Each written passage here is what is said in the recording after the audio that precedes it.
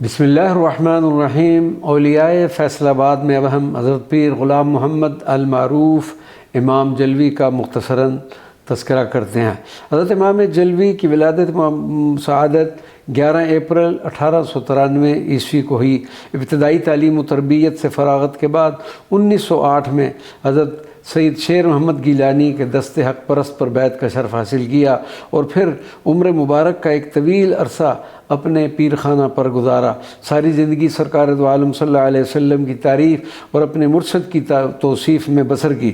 حضور سیدنا شیخ عبدالقادر جیلانی سے انتہا درجہ عقیدت و محبت تھی۔ نظریہ وحدت الوجود کے قائل اور اپنے وقت میں اس نظریہ کو بیان کرنے میں کوئی ثانی نہ رکھتے تھے۔ آپ نے تصوف کے موضوع پر کئی کتب تحریر فرمائی۔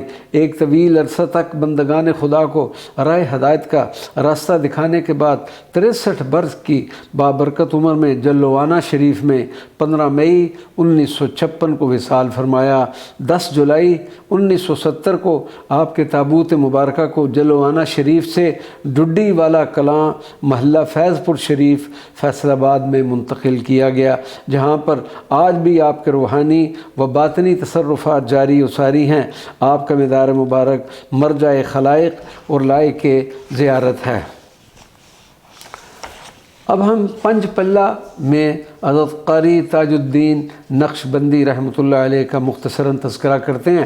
سلسلہ نقشبندیہ کی ایک عظیم شخصیت حضرت قاری تاج الدین نقشبندی قیام پاکستان کے بعد امرتسر سے نقل مکانی کر کے ضلع فیصل آباد کی تحصیل جڑا والا کے گاؤں پنج پلہ میں قیام پذیر ہو گئے۔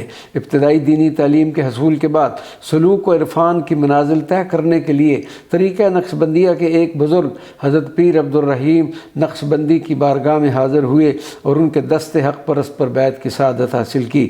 حضرت قاری تاج الدین نقشبندی شرف بیعت کے بعد اپنے گاؤں تشریف لائے اور پھر خلق خدا کی تربیت اور خدمت میں مصروف ہو گئے۔ اپنے گاؤں کی ایک مسجد میں امامت کرواتے اور لوگوں کو قرآن پاک کی تعلیم دیتے اور راہ ہدایت پر چلنے کی نصیحت کرتے۔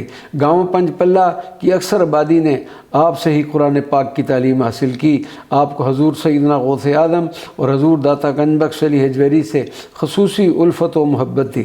حضرت قاری تاج الدین نقشبندی سرکار مدینہ صلی اللہ علیہ وسلم کی اس حدیث مبارکہ پر عمل کرتے ہوئے کہ قرآن پڑھو اور پڑھاؤ میں ساری زندگی گزار دی اور 14 ذی الحج 1408 ہجری کو دائی اجل کی دعوت پر لبیک کہتے ہوئے اس جہان فانی کو الوداع کہا۔ آپ کا مزار مبارک اپنے گاؤں پنج پلہ میں لائق زیارت ہے۔ وما علینا الا البلاغ المبین۔